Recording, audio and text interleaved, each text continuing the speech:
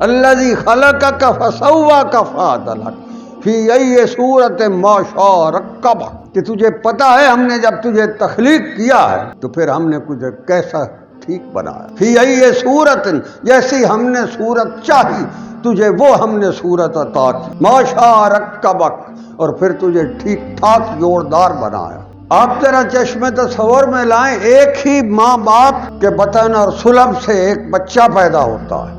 وہ دوسرے اپنے بھائی یا بہن کے ساتھ اس کی شکل نہیں ملتی، اس کے اوصاف نہیں ملتے، اس کا رنگ نہیں ملتا، ہر ایک کی جیسے اس نے چاہتا ہے اس طرح کی قدریں بناتا ہے، روح اس کے اندر بھرتا ہے، اس روح کے نتیجے میں اس کے اندر زندگی کی حرکت عطا ہوتی ہے، اس کے اندر پھر سماعت آتی ہے، بصارت آتی ہے، اس کے بعد اس کے اندر حرکت آتی ہے، اس کے دل کو دھڑکنیں عطا ہوتی ہیں، اس کی پلکوں کو جنبش عطا ہوتی ہے، اس کی پلکوں کے اوپر بال اٹھتے ہیں، اور اس کے بعد اس کے دل کی دھڑکنوں کے نتیجے میں زندگی کے آثار پیدا ہوتے ہیں، اور جب وہ چاہتا ہے انسان کو سالم بنا کر، صحیح طرح بنا کر، اس کے سارے جوڑ لگا کر، اس کی قدریں عطا فرما کر وہ اس جہان میں لاتا۔